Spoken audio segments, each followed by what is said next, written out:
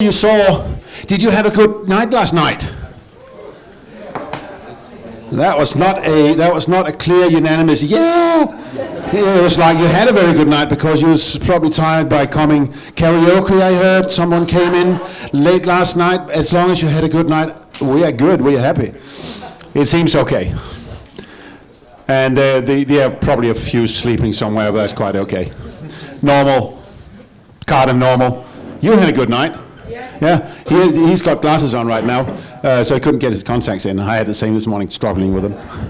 It's like that. So you may have noticed that we sort of removed the tables. We thought the tables were kind of a academic distance in between you and us, and so we moved them out so it's more amiable. I met someone this morning who said, last morning when we came, it was kind of like this, nodding. Do you even speak English, or should I try to change to Danish, or Faroese, or whatever? And then this afternoon, or late this yesterday afternoon, it was like, hi, how are you doing? So we're here as friends. We came as unknown, and we are friends now, so that's why we are sitting up here in this capacity. And I think Marco is, I have seen him, so he'll be here. Okay, I'm never worried. I need something. Anyway, good. We have something this morning. First of all, there's it says a 15-minute talk from a CEV representative. Well, that's me. It's my keynote, or whatever you want to call it. It started up as a keynote, but they're just observations on a topic. I'll bring up the topic in a short while. And then questions for the panel. I had to prepare some questions myself to make sure that we have enough. There's still time for you to write something down and slip them down on the note pile down there. The pile is about this high. Thank you. On the side. Okay, so my topic, talking freely, talking as a Northern European, talking from my background and from my perspective, is on parents.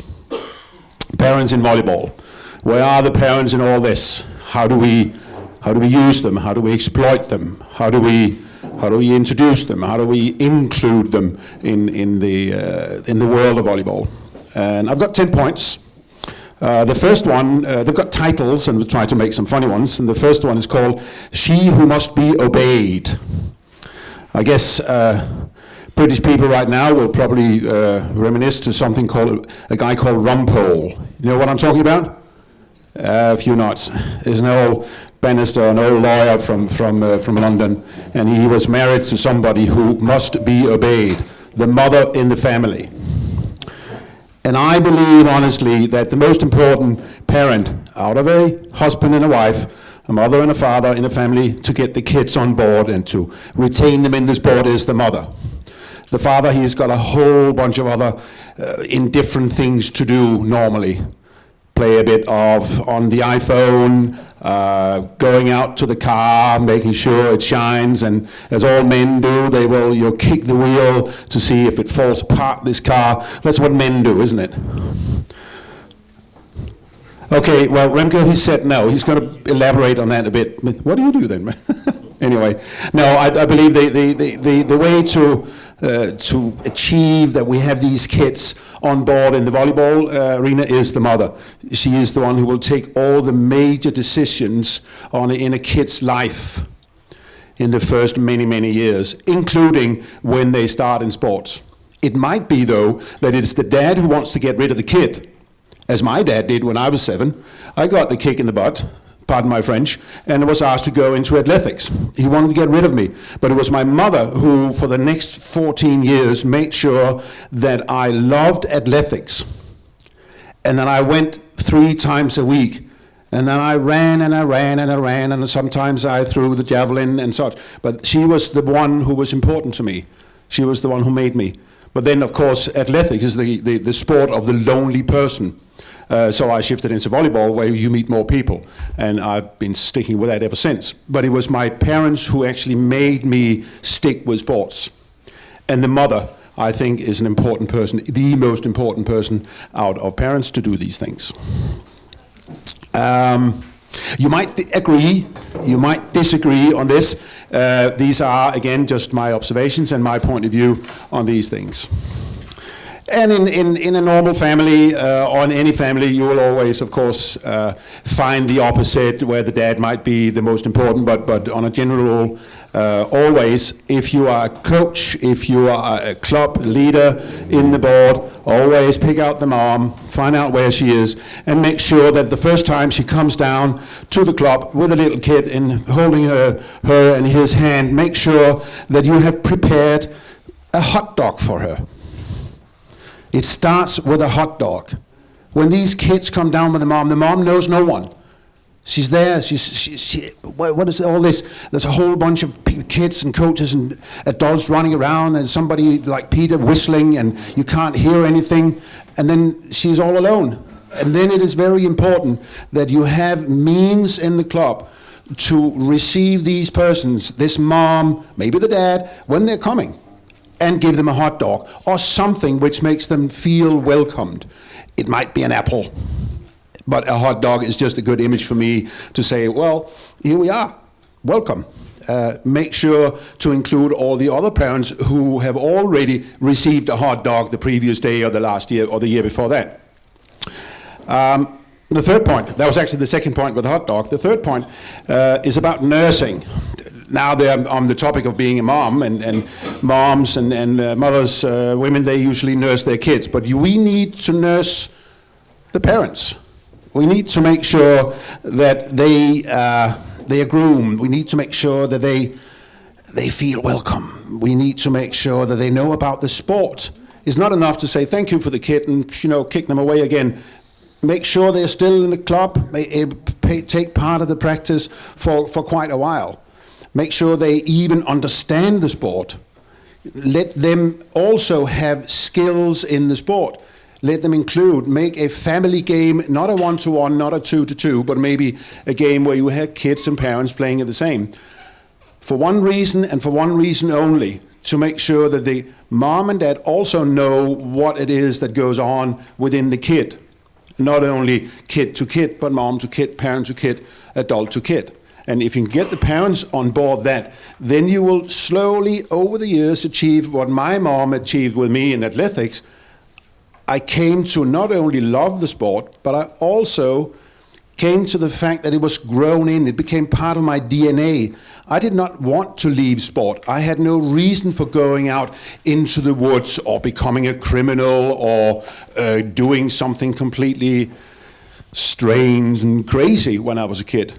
I was basically doing this because my mom, she was a referee. She stood there, and whenever I did long jump and I did a bit, I don't know what it's called in English, but when I was not able to hit the plank correctly, she said, nah, it's okay, Thomas, you made it, even though I did not. But she's basically what she told me in a positive way, yeah, you can do it again. So I wasn't punished by over-tramping. I don't know what it's called in English. What's it called? Northern Ireland, Scotland, please help me. What is it called if you're not hitting the plank in athletics correctly, in long jump? Thank you. So now we know that. Right.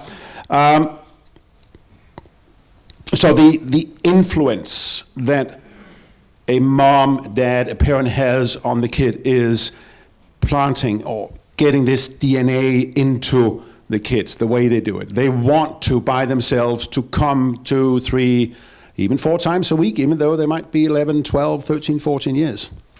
But then we have this very, very important transition phase in every young person when they hit the teens, when the hormones start to set in, when they find there's an opposite sex, when the first party is there, when they have to explain to their mom and dad, yeah, I came home at 10 and looking all over the place. No, they did not come home at 10 o'clock at all. No, they were not doing what they were told to. But that's the time that if the DNA in playing volleyball has been planted in them in a good way since they were kids, they won't do these things. They will maintain and retain in the sport of volleyball. Then there is another very important issue. What happens every time at the 1st of August? The seasonal change.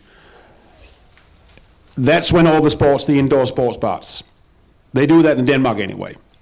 So if you as a club and a coach and other parents in a club do not succeed in the previous season, then after the summer holidays, they come back and they have to find out, do we choose the sport again or do we choose another sport? And they will always, as kids, look out after something more important. That's what kids are about. Children, they want to learn more. They want to exploit. They always want to go to the other side of the fence. Because if what's on this side of the fence is not funny, if what's this side of the fence is not good, they will try to look on the other side of the fence. So the 1st of August, these kids, they will choose, volleyball was not that good this year, so they will choose basketball. That is where you as parents, or parents, have a major role in making sure that the kids also have a good time in playing volleyball, in the practices, in the games, in whatever drills they have. They need to support the coaches in what the coaches are doing, and not like, and this is just, the average image and picture of a soccer dad standing on the sideline and shouting his lungs off, saying, "Kill him!" And that's what they do. We do not do that in volleyball. We are a polite, gentleman-like sport. I think, I hope. They should be in soccer as well, but sometimes they are not. So, but if we induce this kind of talking into the kids, they won't like our sport and they will look for another sport the year after. So every season change, 1st of August, if that's what happens in your countries, it is time to make sure that they still love the sport, and you will have no problems in continuing the next year and the next year. And suddenly they get to the teens, and rather than doing something completely peculiar, they will stay in our sport rather than drifting to non-sports activities or something else. I think it is feasible. I think it is possible to achieve this if you have the parents on board from day one.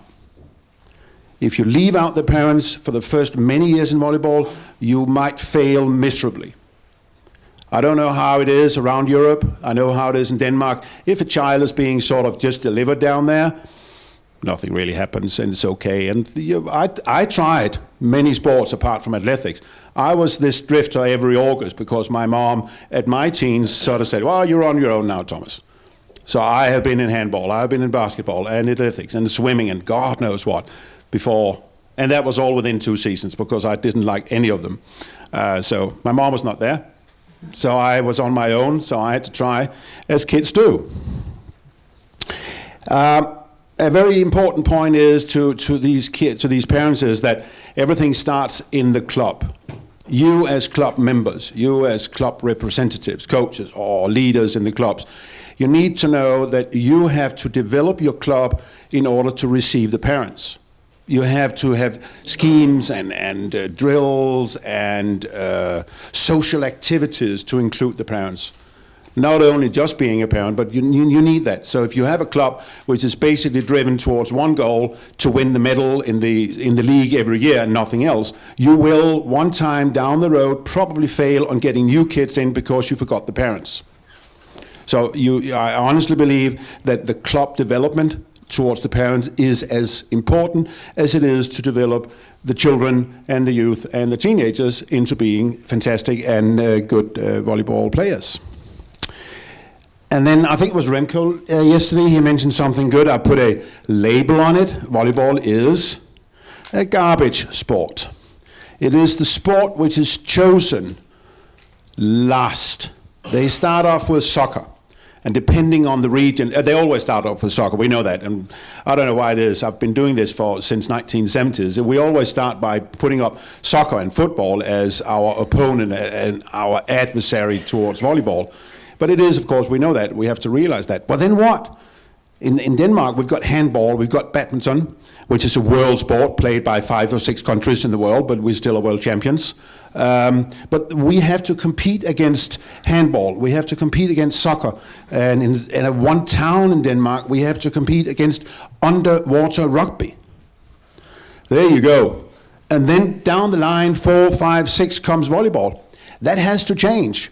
ladies and gentlemen, this has to change. Volleyball has to come number 2, because I don't believe it is conceivably feasible that we will ever beat soccer. If we do, I will throw in a big bottle of whiskey and a big party, and I will, of course, never have to pay for that, because it will not be done. But we are a garbage sport. Okay, we have to realize this.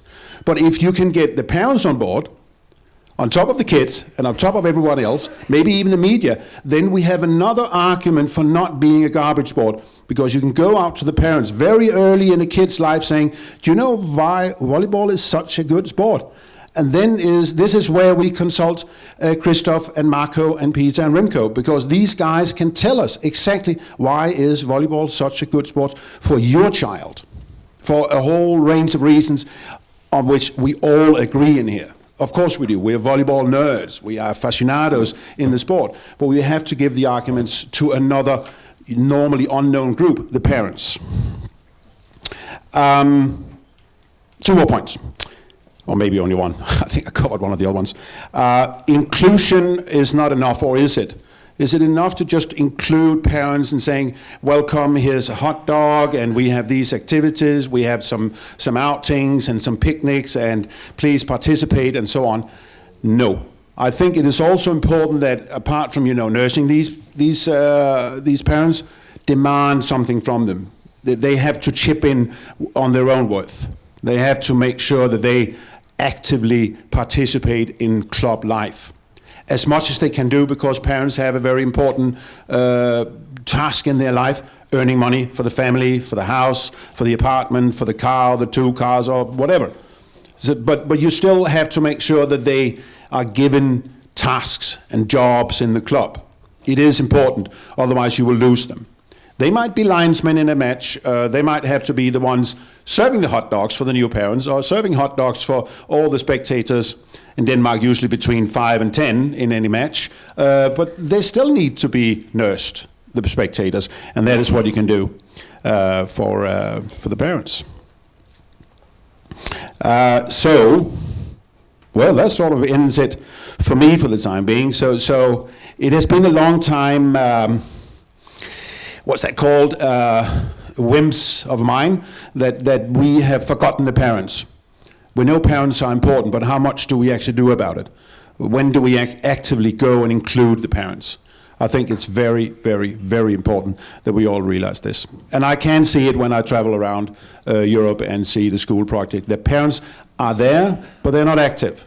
They are there, but you do not activate them. You give them one and maybe 1 or 2. They sort of are part of a drill. But the rest of the parents, they sit on the stands while their kids are practicing with their smartphones. I saw that in the Faroe Islands. There were lots of active parents, but most of them, they were like with their smartphones playing. One of them, they played Word Feud against one another. I saw that. If you know what Word Feud is, just snap. But they do these things. But parents, active them, please. You will benefit from it. Volleyball will benefit from it.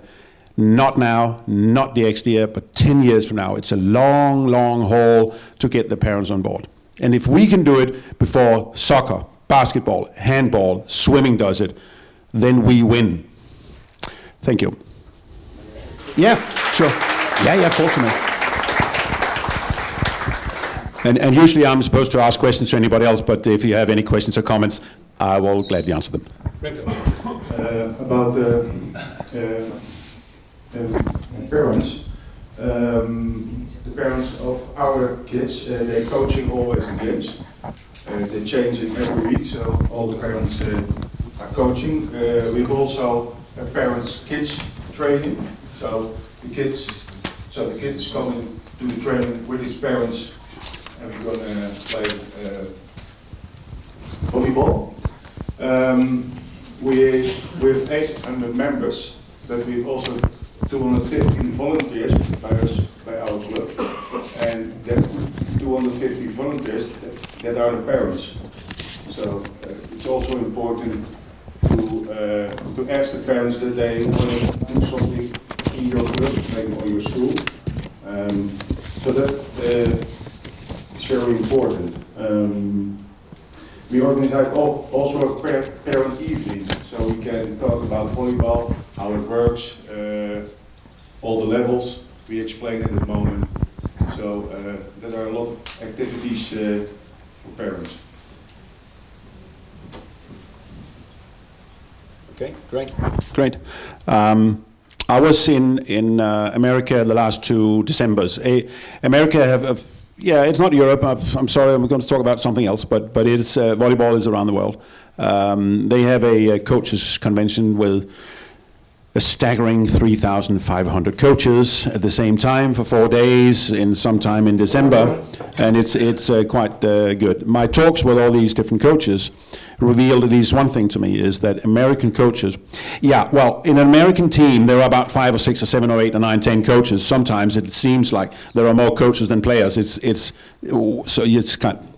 he's coaching the libero and he is coaching but they all have contacts to the parents on a daily basis. They take, America is a big country, so they drive hours to go and visit the parents, to have a parent to talk with the parents about this and this kid. This is just how they do it. I don't necessarily agree or disagree with them. It's just an observation. But they do that for all sports. It's kind of the American DNA. Just an idea, just a thought, just a talk, and some words on that. So, yeah. Anything else? Here we go. Good. Yeah, right.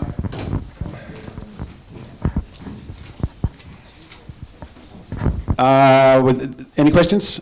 Because if not, we are going to the panel discussion. Yeah, you got a question. Great.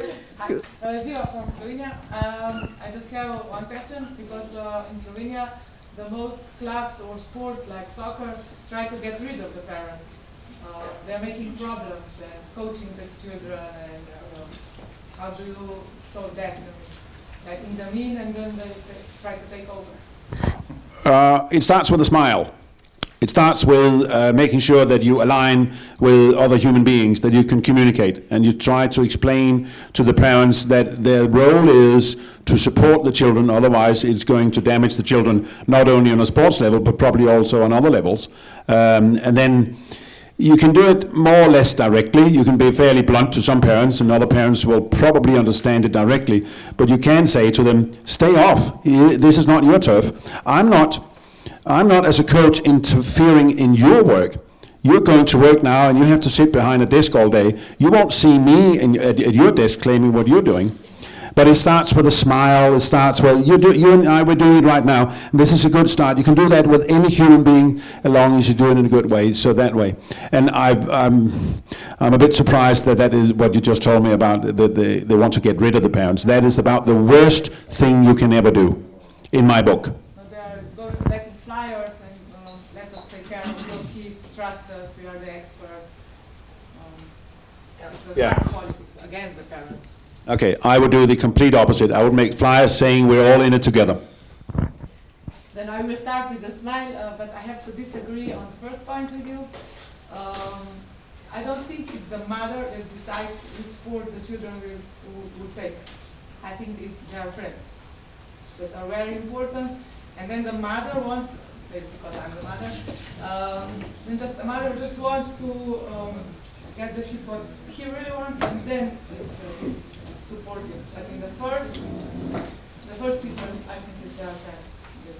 Yeah. Get Yeah, I get your point. Did you hear the question or the comment from way down in the back? Yeah. Good, perfect. Well, I get your point. My point is not as the mother should choose the sport. The mother should support. And since mothers often, I'm not saying everywhere, often are the support of a child, it comes from the mother's support itself. That was, I think, the main message I had. That was it. Not the sport itself. The child should choose the sport, not the parent. And I'm absolutely sure Peter, he wants to chip in now. Yeah, just a little bit, because I'm for sure you're right. But when we are talking about quite young boys, 7, 6, 8 years, I think that the mother is very important. And when the children get older, I think you are perfectly right that the friends, they are coming into volleyball together because they want to be together with their friends. Yeah, you may, sure, of course. We're actually going into the questions that you asked. So we are starting with a parent question, which is basically how do you use parents in all of this, or include parents. So we are on the first question of the panel discussion. About the parents, I think Peter is right. When a kid is very young, I think the parents make the decision of the kids going on volleyball or football. But I think also the father is very important, and not only the mother, because I think in the Netherlands both parents make the decisions, both parents talk with the kids, and then they play volleyball or basketball or field hockey in the Netherlands is also a big sport. So both parents are important, I think. Good. All right.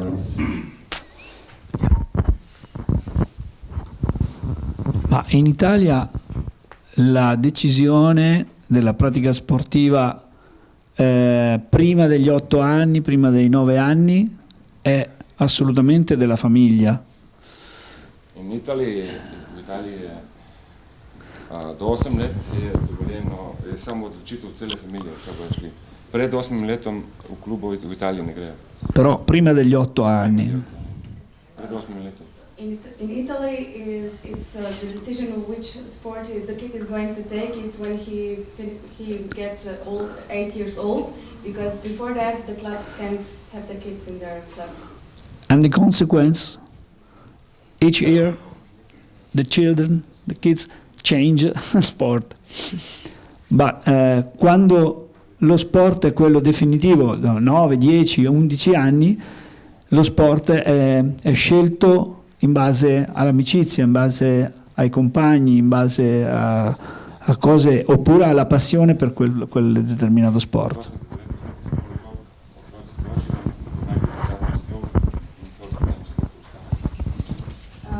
After the 8th year, the kids sometimes change their sport because they choose it regarding what their friends are, which sport their friends are having. But after 12 years, it's usually the sport that they stay in. That's it's all for the Italy. Okay, first of all, good morning to you all. Very special good morning to my new friends in the back. The food was good, the singing was better. Okay, so in Belgium we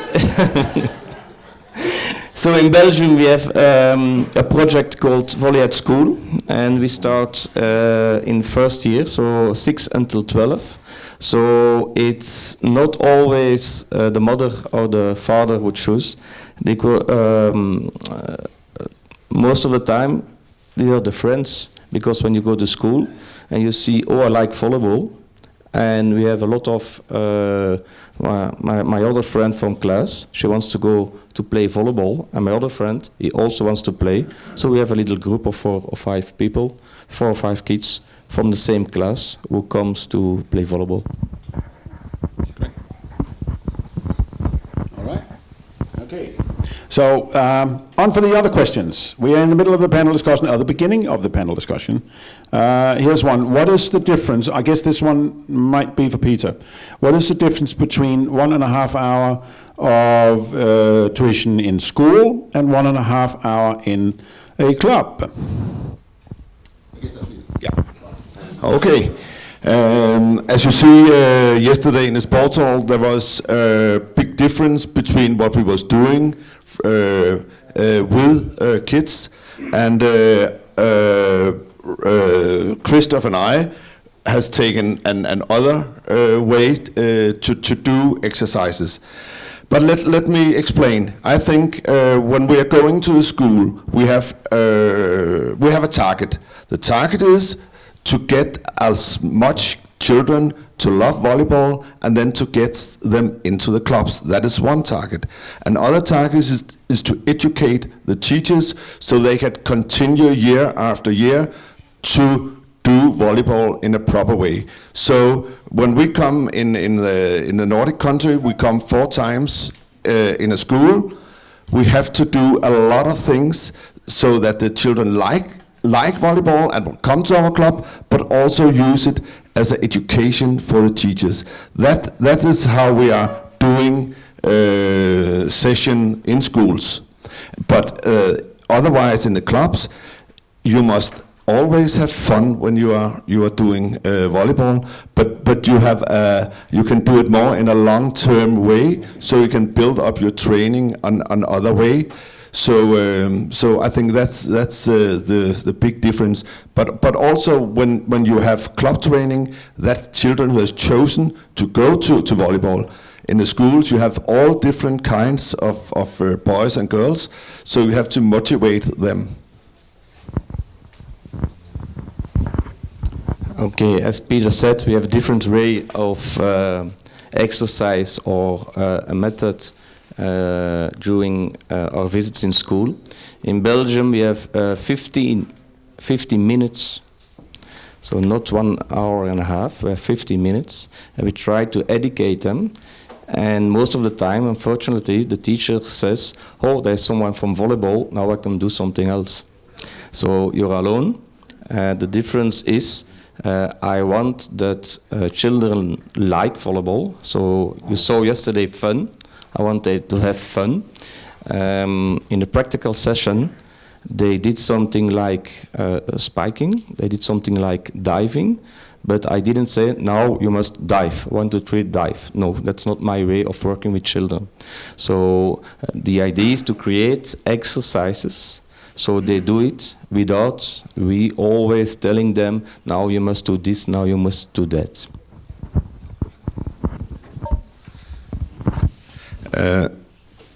In my point of view, I think when you're doing, as I say, a serve or underhand pass, it can also be funny. I don't think there's a misunderstanding that when you are doing some technical part of training, it can be funny too. So, and I also think that the children, they are, most of them have seen what volleyball is, so they are also expect. When I come to a school, the first they say, oh, let us smash. I will try, oh, what is the underarm pass? They like to do it. So the way that you are doing your training with technique, with funny exercises, is for me also a good motivation for coming into a club and into volleyball. Right. Yeah. Okay, I've got another one here. In every game format, there's space to be exploited. Proper meaning, but explaining the word exploited, there's physical space on the court in a 2-2, 3-3. There's always, somewhere on this court, no matter how big it is, that is unused. So how do we use this space? From that, the question is, how do you bring tactics into a small game? Where does the tactics come in a 1-to-1, 2-2, and 3-3 with all the space they have? Or are they just running around like hens? The last one was on me. First of all, they have to play the game. Because before tactics, they have to play the game. If they don't know the game, if we play 2 versus 2 and they don't know how to play it, why will we bring tactics in it? When we learn to spike, why do we have to take the spike long, short? That's a big difference. So first of all, they have to learn the game, and then in the next phase, we can bring tactics in it. Same. Marco? Same. Ma in Italia introduciamo il pensiero tattico fin dall'inizio, in ogni momento del percorso. In each moment we have a tactical thinking. La domanda che facciamo frequentemente al bambino è: cosa può fare il tuo avversario in questa situazione?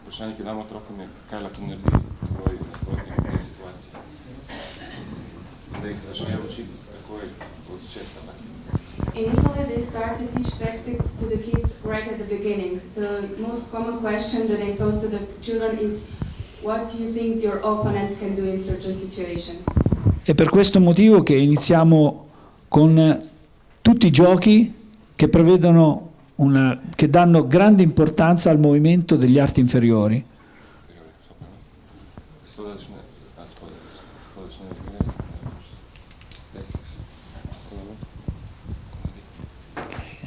Giochi di movimento che danno importanza agli arti inferiori. The really important thing is how the kids move their feet, so this is the base where they start with the movement of the feet. È l'unico modo che abbiamo per aumentare lo spazio che ogni bambino, ogni ragazzo, ogni ragazza che cresce e che riesce a gestire per la difesa, per la ricezione.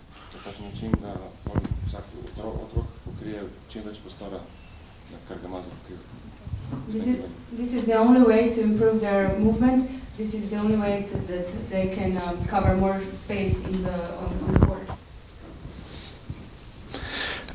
I think, as we heard from Christoph, that when they're playing the game 2 against 2, 1 against 1, 3 against 3, I think we don't learn them the tactic. It's come by time when they get elder. They see they're losing point. How are they losing point? Is that because we are always playing to the opponent? So I think that's a good way that they learn it by seeing what others doing. So they are thinking in a tactical way like this. Yep. Have we got a microphone? It's John again. It was me that asked that question. Yeah. When I've seen people trying to teach volleyball with an overhand pass, one on either side of the net, and the rally goes on for 10 minutes, they're just banging the ball back and forward. For me, kids are not learning anything. So when you bring in a tactic, it's about decision making. So if I'm playing 1 against 1, and it was interesting that you said the negative thing about how you lose a point, surely it's how do you win the point? Because the kids have got to know the object of the game is to play the ball over the net in such a way that it can't be returned. Football, you have to kick the ball or header the ball, play the ball into the goal or just sort of stuff it in with your hand. They need to know the object of the game. So if you just keep banging the ball back and forward, there's no fun there. It's about finding spaces, exploiting the spaces. That brings a smile to their face because they're winning points. It's one of the other questions that John has is on exactly that topic. I'll just leave it right now for tactics, exclusively, and then bring up the punishment reward part question afterwards. Is that okay, John? Okay, great. You can create exercise or games to create tactics. For example, when you play 1 versus 1 and you make the court really small and really long, so you can play short and longer. So in this way you create tactics. But the tactics in general competition, that's another thing. But the tactics creating during the sessions, you can do that by adjusting the net height, by adjusting the court size, etc. Yeah, but usually in panel discussions you should leave it like statements, and you can judge. I would dare make one thing on a kind of a conclusion on this one, is that tactics is a mental process, really a mental process, and it is growing slowly and gradually as the kids and the young ones start to play. So over the years. Okay. One question that was asked by several is about technique. There are different ways of putting the question, but somebody says that we didn't talk so much or not at all about techniques. Someone else said that only Peter gave some technical info. When do you start to include the actual technique in the practice session? So this one is for all of you. Going from what you have shown so far, when does technique become more important or as important as it should be?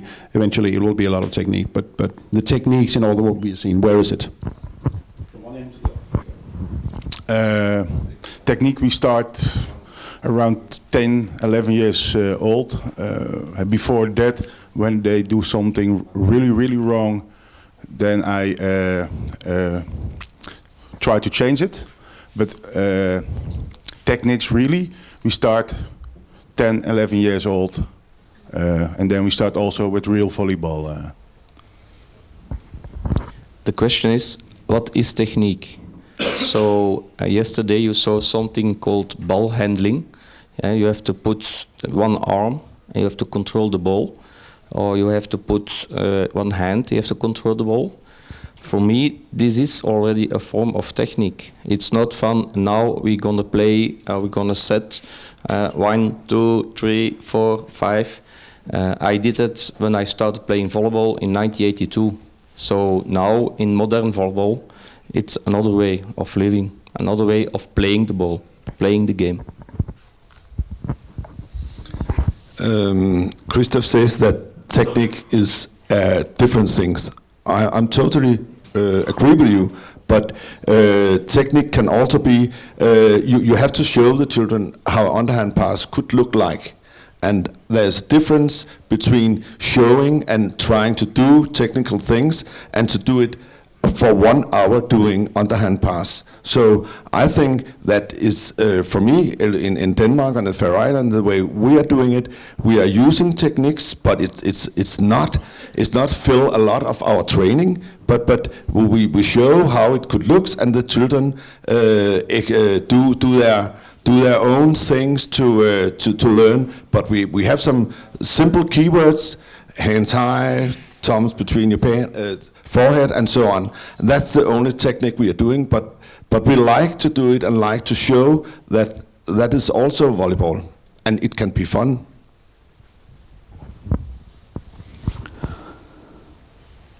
I think technique and tactic live together.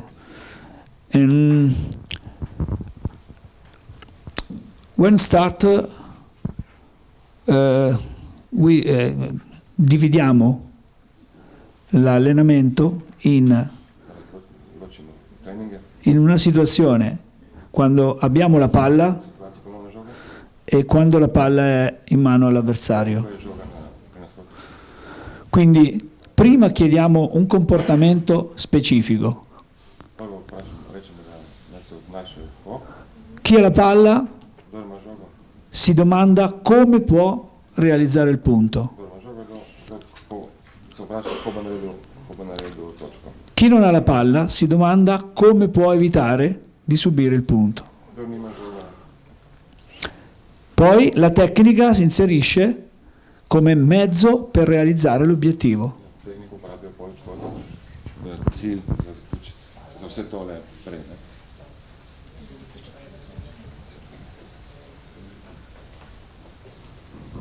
In Italy, it's important to divide the situations when your team has a ball and when the ball is in the possession of the opponent. The coaches say the one who has the ball needs to think how to earn a point, and the team that doesn't have a ball needs to foresee how to avoid the ball falls in their court. So the technique is used as a goal to reach all of the before. So the main point is how to get the point and how to avoid the ball fall in your court. In questo modo riusciamo molto rapidamente a far capire al bambino che un movimento e la scelta di un movimento tecnico corretto è meglio di un movimento non corretto.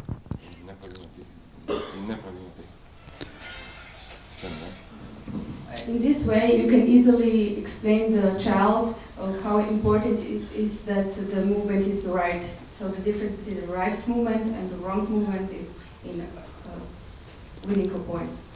In questo modo non corriamo il rischio che la tecnica diventi l'obiettivo del gioco, perché l'obiettivo del gioco è comunque il confronto con la squadra avversaria.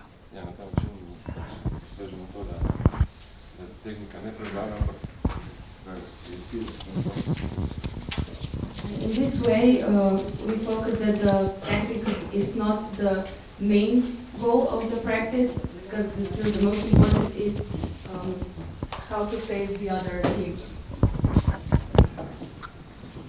Yeah. Okay. I remember my old coach, he said, if you can get the ball from point A to point B accurately, I don't care about your technique. Just throwing in a comment. I was never good. A question, how is the transition from kids volley to normal volleyball? And it goes basically to everyone again.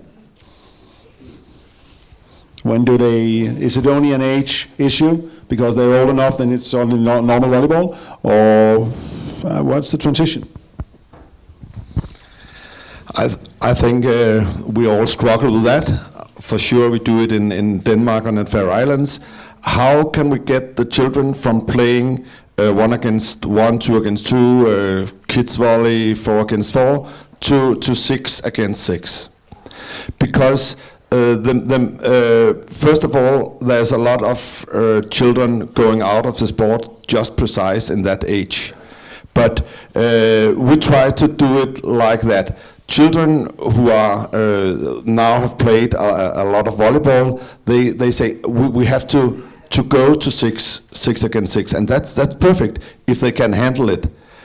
We have a system called team volley, and team volley is built on the same system as 2 against 2, 3 against 3, 1 against 1, where children, where the youngsters who are not as good that they can handle 6 against 6, they still play the small tournaments up till they are actually 16 years, and then they slowly can get into normal 6 against 6 teams, because for us 6 against 6 that is volleyball at that age. In Belgium we're doing or we're preparing something like Peter says. So you have the children who plays 2-2, 3-3, 4-4 and 6-6, but we also have players they don't have the skills, or they don't have enough skills to play the regular competition. So for them we are trying, or we're preparing to organize some tournaments for maybe 3-3, maybe 6-6, but with different levels, so they can play also 6 versus 6. We hope that it will be okay, but we will see. But because we are already, we are still preparing it. Bij us in the Netherlands, the kids plays 4 against 4, almost the same way as in Denmark, because that's a rule of our association. And when they are 11, 12 years old, they play 6 against 6. So that are the rules. Are they good? I don't think so, because I think it's better to play first of all 1-to-1 and then 2 against 2, and after that, maybe when they are a little bit older, 30 years, then 4 against 4, and when they old enough, maybe 60 years, then 6 against 6. But we have rules in Holland, so they play 4 against 4, and after that 6 against 6. Isn't it kind of a judgment call often whether you want when you want to do this migration from kids to real volley? Let's just call it that. The individual person might be. One person might be more mature in his or her game and skills, so they would move up earlier than others. Rather than a sort of a set, it goes 1-to-1, 2-to-2, 4-to-4, and then suddenly it's 6-to-6. So they don't do it at the same time, I guess. You have a point there, but as we see it, children in that age, when are 12, 13, they like to play 6 against 6.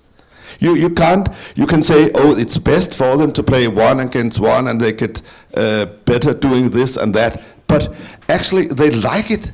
So therefore I think it's okay.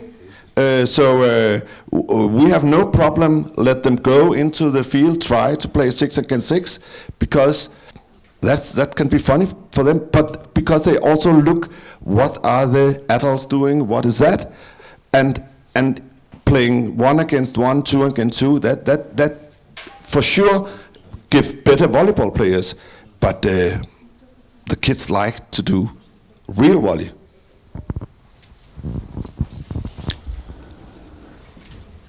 Il poter giocare in una pallavolo 6 contro 6 da parte di bambini anche più giovani non c'è nessun problema e dipende dalla capacità di muoversi nello spazio di gioco.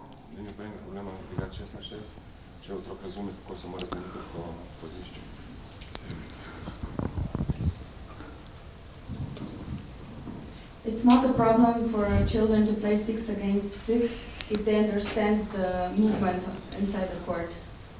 Il problema più grosso che devono risolvere i bambini è la gestione, nel passaggio alla pallavolo normale, è la gestione di uno spazio più grande. The biggest problem for children to transmit from the children volleyball to playing volleyball 6 against 6 is the difference in the space they have to cover, because the court is bigger than they were used to. E oltre allo spazio, il fatto di dover organizzare i compiti da svolgere nel gioco.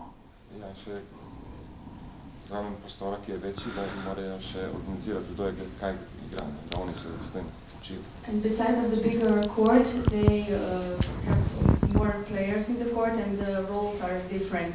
Now it's one setter, the other has other role in the team. Per facilitare questo usiamo molti esercizi di gioco che con il campo, con una forma di campo particolare, con una forma di campo diversa, come ieri. Togliamo una zona del campo e questo ci permette di fare molta attenzione all'organizzazione nel resto del campo che rimane.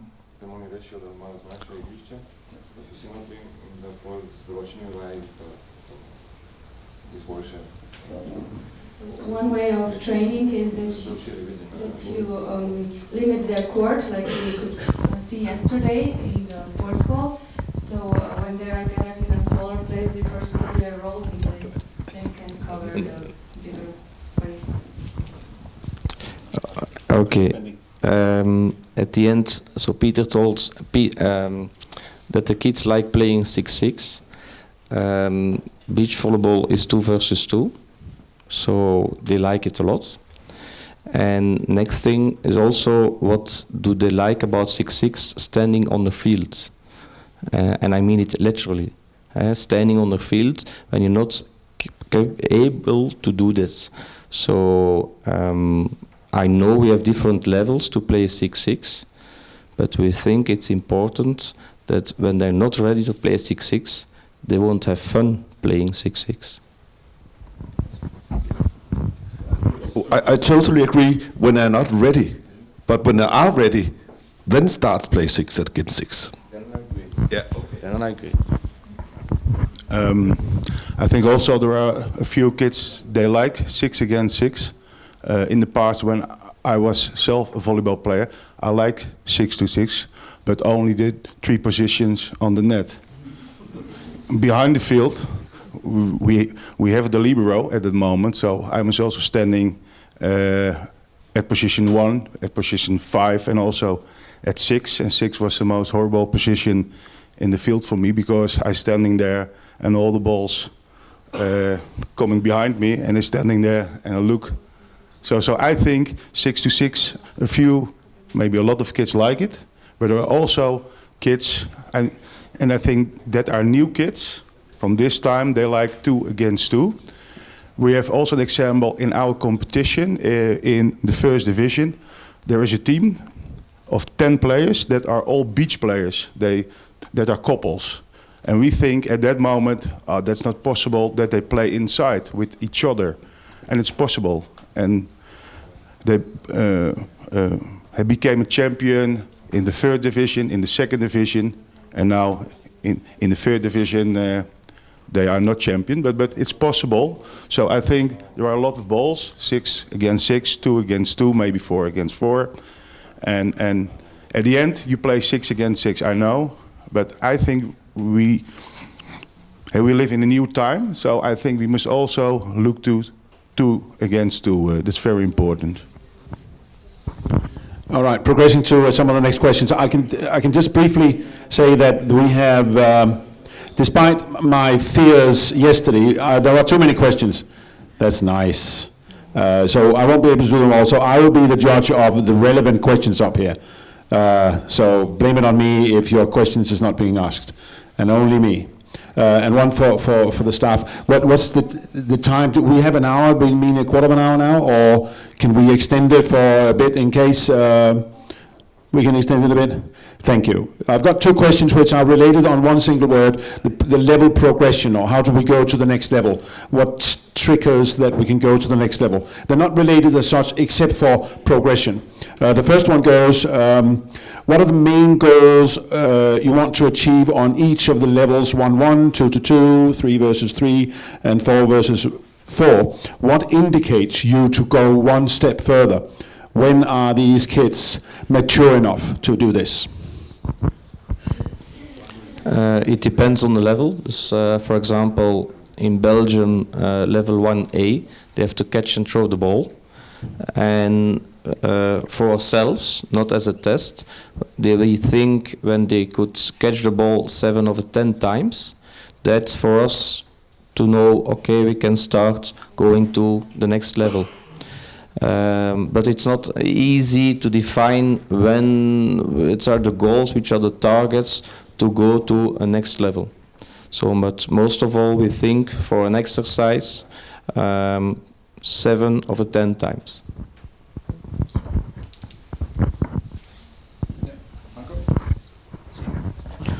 Ma la differenza del giocare 1 contro 1, 2 contro 2, 3 contro 3 non è legata, non dipende dalla capacità del bambino, ma da che cosa vuole ottenere l'allenatore. Perché noi facciamo giocare 1 contro 1 se dobbiamo sviluppare il movimento del bambino nello spazio di gioco.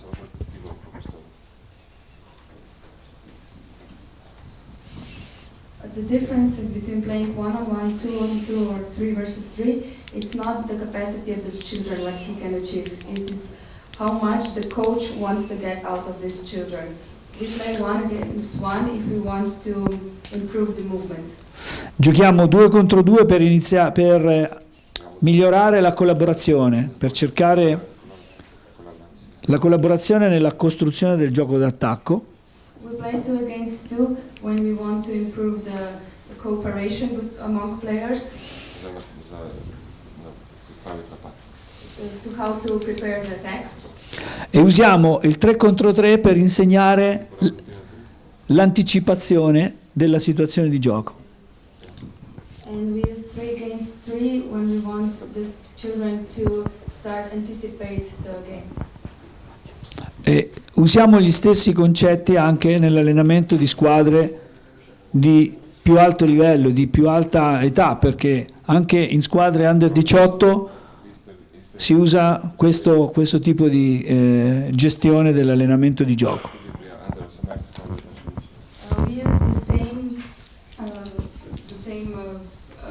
means when we want to improve the certain aspects of the game, even with the older categories, for example, under 18 years.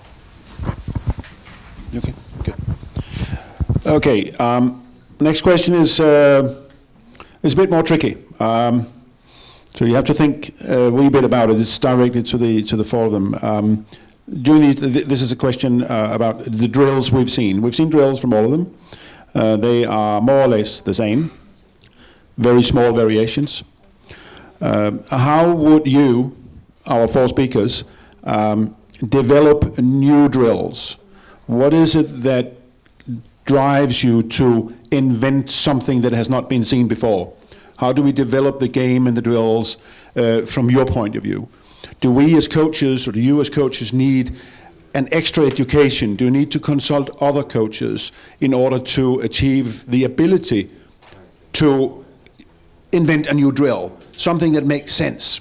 Is it something that you see from the kids, they're getting bored because it's the same drill, or what happens? How do you develop new drills, and where do you want to go with it? So. But we go to a CEV coach convention, and we see a lot of people. So a very nice example yesterday.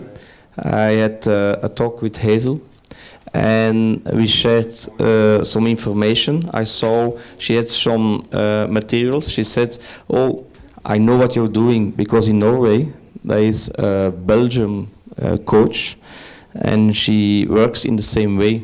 So it is interesting for her, but it's also interesting for me. First of all, I asked the kids if they can make a drill for me. It's very handy for me. But also I look to other sports. I look very many times to tennis, to badminton, to football. Sometimes I get the goal on my training, and I think you saw yesterday the picture, the girl who's hitting the ball in the goal. So I look many times to other sports, and I get some inspiration of them.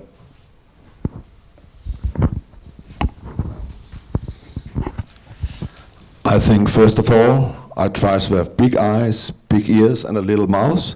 So just look, see from the surrounding what is going on. But also I think when I see a problem with a group of kids or a single kid, I think, how can I do something for him with some exercises? And then I start to create exercises who fits into the groups or to the kid. And then sometimes it feels that I can use it on other kids. So that's why for me exercise can be developed. But also, as Remco told, look at other sports. They have brilliant exercises you can use in volleyball. Ma la maggior parte delle situazioni usiamo gli stesse indicazioni che hanno dato i miei colleghi in questo momento. Tutte le indicazioni che hanno dato sono molto utili. Dalle esercitazioni pratiche che abbiamo visto ieri pomeriggio ho raccolto moltissimi spunti per un warm-up. Quindi vuol dire che questi appuntamenti sono preziosi per acquisire esperienze.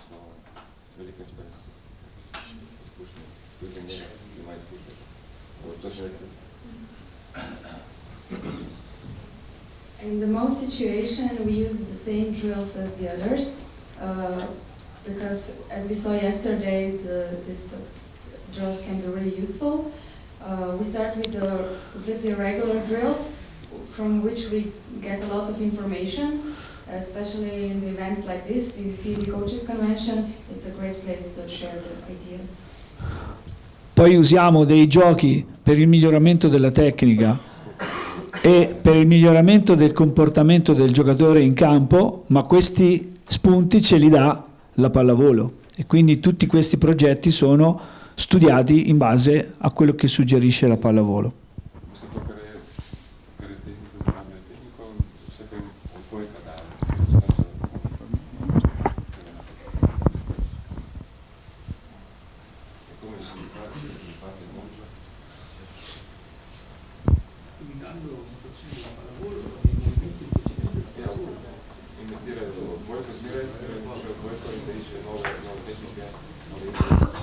And to find the new drills, you always, your base is how to play volleyball. You look for the certain elements from the volleyball game and try to anticipate how the kids will easier understand the drills. I told you that I'm also looking to other sports, and when you talk about technique, you can also look to other sports because softball or honkball, when you throw the ball, it's like hitting the ball. When you look to sumo worsteling, you know what I mean? The big, they're standing like this, and they're standing very stable. And when we defend balls, we stand also very stable at the moment. So maybe a little bit strange, but it's the same position. When you look to, and I don't know in English, schermen, you know, fighting with a sword on Olympic Games? Fencing. Fencing, that was okay translated. So they're standing like this, and when they're going behind, they go like this. And when they're going at the forwards, they're doing like this. And we are volleyball trainers, and we said, when you go behind, you must like this, and we going forwards, we do like this. And by fencing, they do it like this. So why we don't use also this position, not the whole end, but only the last 2 steps. So that also techniques, you can also get it from other sports. Well, I'm going to be, well, I get you, I agree, okay? Before this sentence. In fencing, doing that, the aim is to kill people. We don't do that in volleyball. Well, on the, sorry, oh, it just came to my mind that fencing is something completely and entirely different. Going back to John's from before, it's kind of on the philosophical side of questions is that when do we reward or when do we punish for what is being done? We had the debate yesterday, we saw some of Peter's drills, and you brought it up now.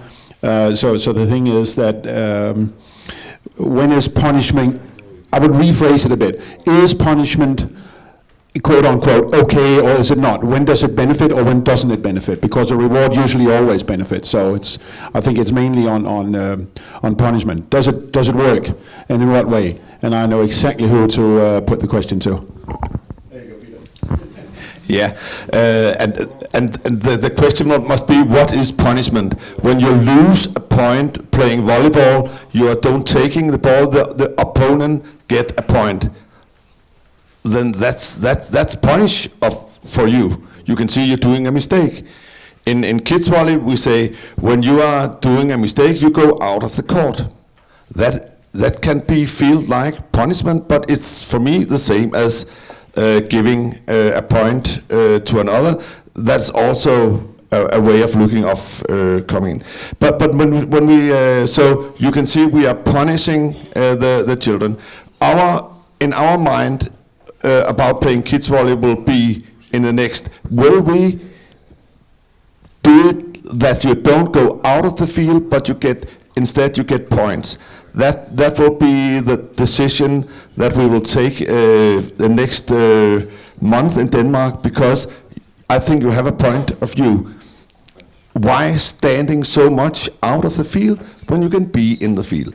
But there's also some other thing of coming in when you have to count 1, 2, 3. That can be really a success for the child who are standing alone on the court trying to catch the ball 3 times.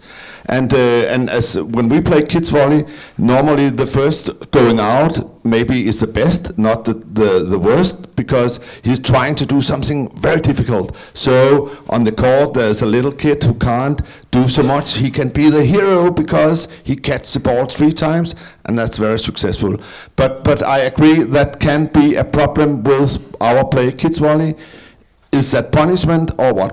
I can for sure tell you the kid don't feel it as punishment at all. We've got a question over here. Sorry. Oh, Marco first. Yeah. Sorry. Ogni volta che l'azione del bambino, sia nell'esercizio di allenamento, sia nell'esercizio di gioco, è positiva, ritengo che ci sia sempre bisogno di un bravo.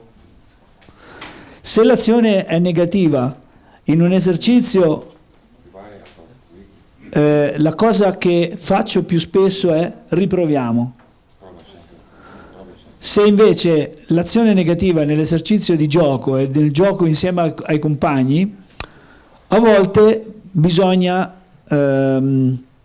aiutare il bambino togliendolo dal campo perché magari la squadra... Ok. Dirgli come va e ga ne kaznuješ tam, samo quando ko pride ven, mu poveš, zakaj je prišel ven in to čužeš, da gre nazaj. If the child does something well, you need to congratulate him. But if something's not okay, you need to give him the impression that he needs just to try again. Not to punish him, but give him another chance to do it better. If this happens during the match, you substitute him because you can't do it otherwise, but it's important that later you explain to him why you took him out and that he gets the information how to do better next time.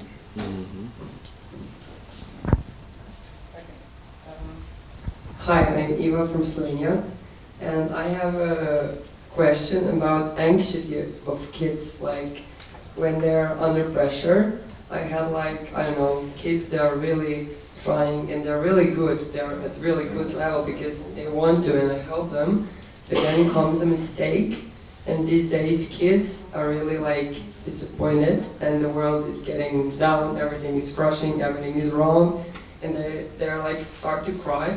They end up, they don't play anymore, and they're just stuck to cry. But no one's putting the pressure on the kids. I think they're doing this to themselves. I don't know how are your experiences, because this is the only thing I don't know how to deal with.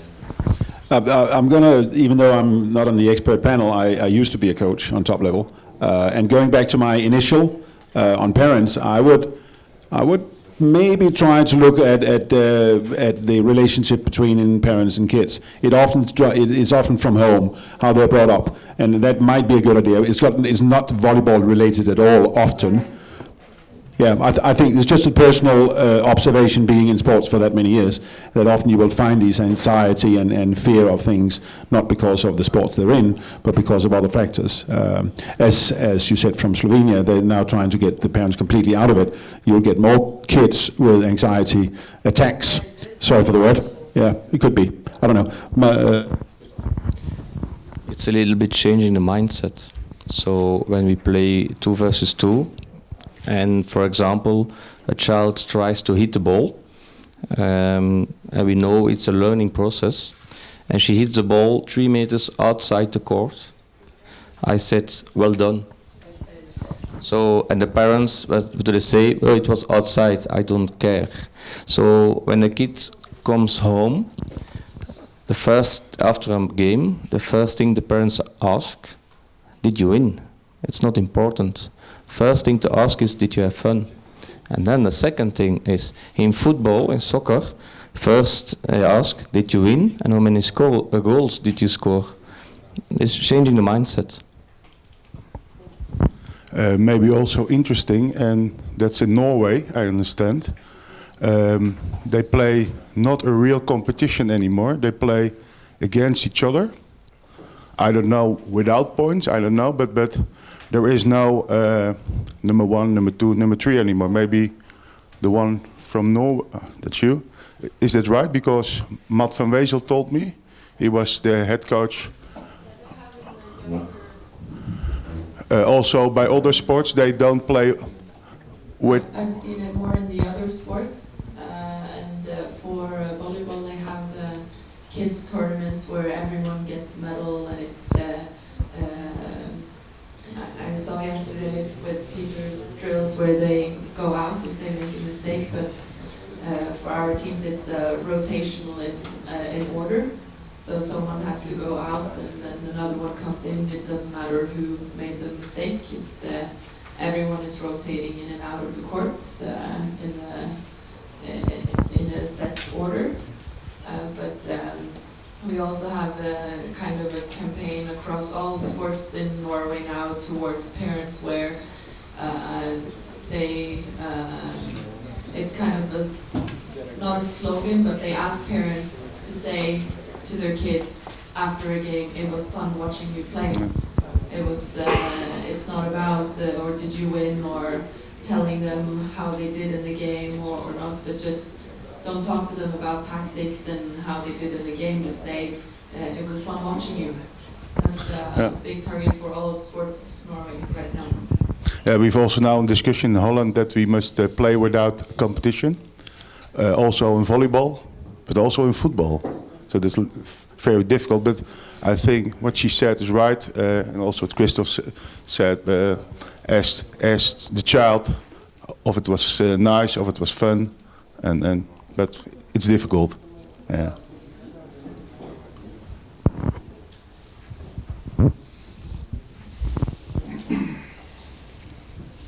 So in Switzerland, even in football, in the youngest categories, there are no rankings anymore. So, but that don't change the complete mindset of the parents. And when we play kids volley, so under 11, until under 11, we don't have a ranking either. So we count the points in the game, but at the end, the kids knows, okay, we won three matches and we lost 2, but it's no ranking. And in my region, we every kid who was participating at least one tournament gets a medal at the end of the season. So that's quite interesting because the kids, they count, and the coach, he observes only his team. So how the opponent plays doesn't matter. And we are focused on the experiences the kids are doing in the tournament. So I can highly recommend that the points are not that important. That's a kind of a mental coaching process that we have good experiences with. All right, so Martin. Sorry, Thomas. Yes, sure. I'm going to again. It goes back to your point about the football stuff and Christoph saying, did you win? One of the problems with football is that all the feedback is negative. You should have hit the target. Why did you do that? So Christoph's point about the ball going over the net and 3 metres out is really important, because the object of the game is to hit the ball over the net. So the child has hit the ball over the net, and I'm with Christoph here. I don't care if it goes out the back. I would rather it went out the back than it went in the net. Because if it goes in the net, the opposition don't have to defend. If it goes over the net, then the opposition have a problem. And I think rather than telling somebody you should have done, why did you do that? You missed the target. Maybe you should say next time loosen your forearm. Next time think a bit more, slow down a bit. This sort of stuff. Because it's not about winning, it's about playing well. And the enjoyment is from putting your practice into a game situation. That's what makes you happy. That's what gives you the confidence, so that you're not crying and you're berated because you make a mistake. Because everybody makes a mistake. I've made 3, and it's just part of life.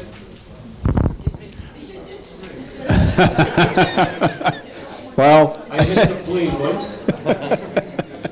I got married. Ruined my volleyball career. Right, John. Okay, we got one more question and then a little test, and then we are about to finish this convention. So the question is from Martin in Switzerland. Smash ball, smash volley, spike ball. Are these forms especially for the schools, or do you use the same forms also in the clubs? And if so if you say no, then the last part is irrelevant. If so, with which age group and in which phase of the development do you introduce these things? Entirely on my left. Oh, start. Smash ball. We do it on school, but I don't do it by myself, but somebody else. But we play it on school. It's also easy to participate on school, so that's very handy. But we do it also on the club, and we do it also with tournaments. But it's a variant. It's not the game what we normally play, because on Saturday we play 4 against 4. But we have sometimes we have tournaments with smash ball and with basic volleyball or with beach volleyball also. And I think it helps the volleyball player to become a better player at the end. In Belgium, most of the time it's in schools, We also have big tournaments, but they are school tournaments. In the club, we use this during practice, and that's why you saw the different levels. Okay, minus, plus, but that's for practice. That's not for the tournaments. In the tournaments, you have 3 levels: level 1, 2, 3, finish. During the practice, we have level 1. For you, it's a little bit difficult. You have 1 minus, but you play 1. I play 1 minus, and we play against each other, and that's the whole idea.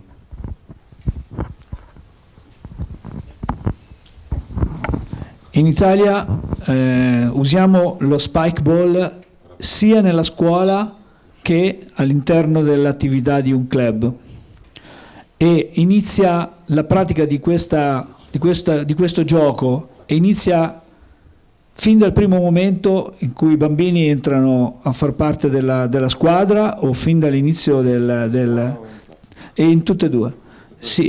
Iniziano nella scuola dal terzo anno della scuola più basso livello, no? Elementari, primaria. E invece nel club dal primo momento che iniziano la pratica della pallavolo. So in Italy they use this kind of games like spike ball both in school and in volleyball clubs. They use it in school from the 3rd grade on, and in volleyball clubs straight from the beginning when kid becomes a member of the club.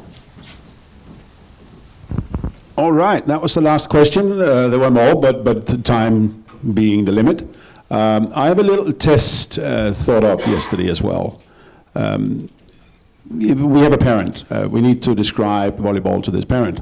Also someone who has no idea about the sport. They have never heard about volleyball because they have been doing something else in their lives.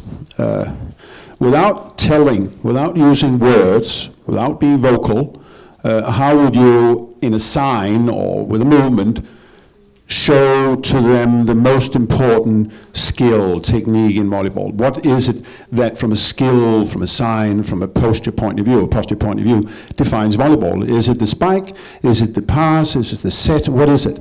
A show of hands maybe. How many of you in here would show the spike as being, this is it, this is volleyball? Let's have a show of hands.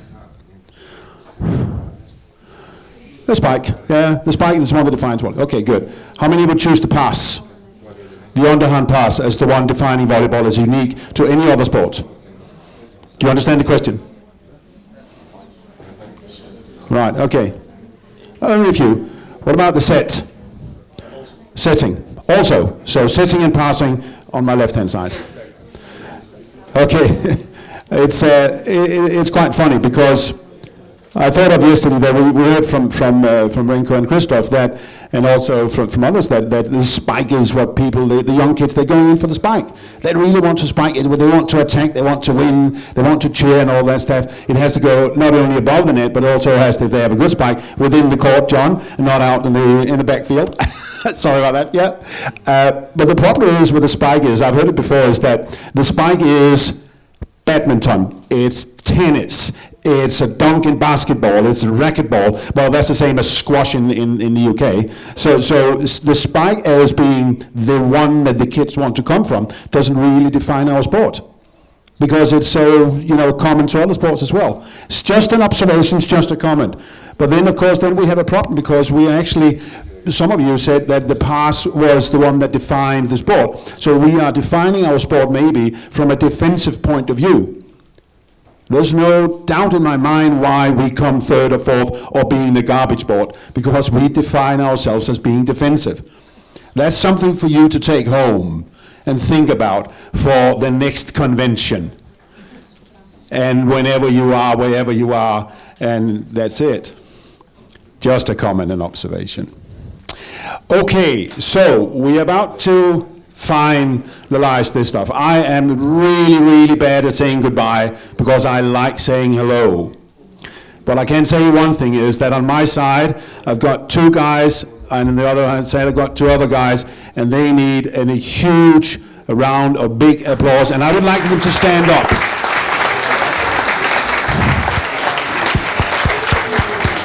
Yeah, give it up for them, give it up for them, great.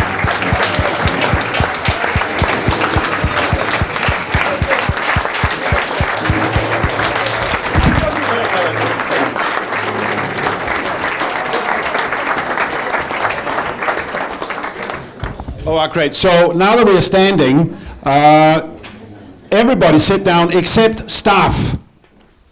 Except staff. I'm going to sit down. I'm not staff right now. So we need to give a big round of applause to the staff. All of them again.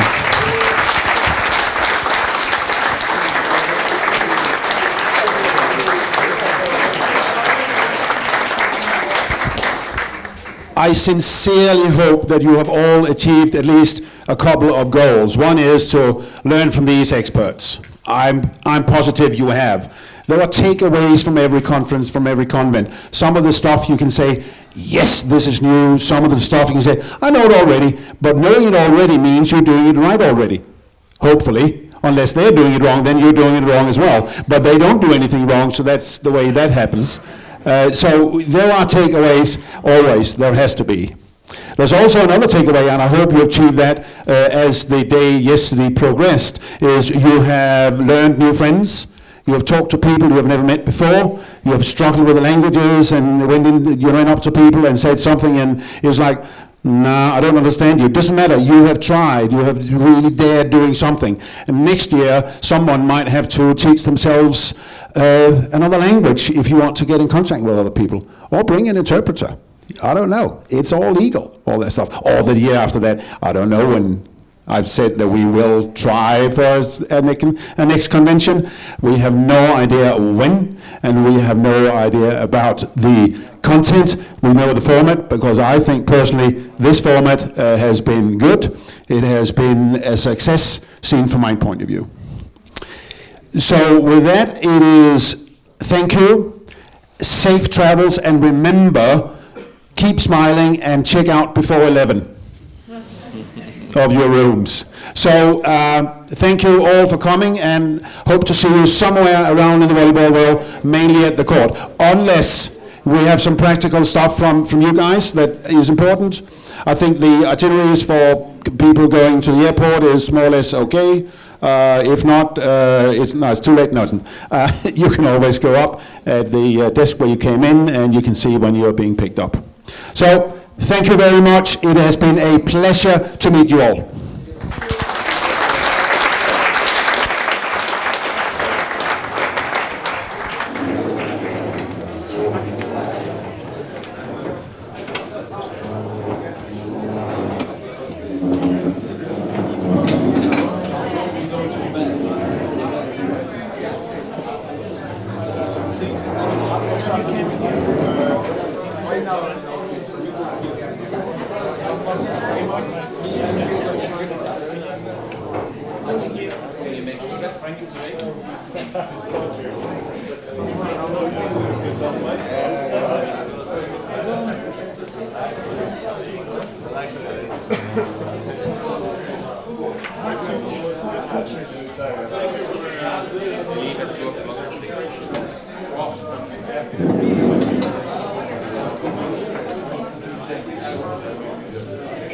Thank you.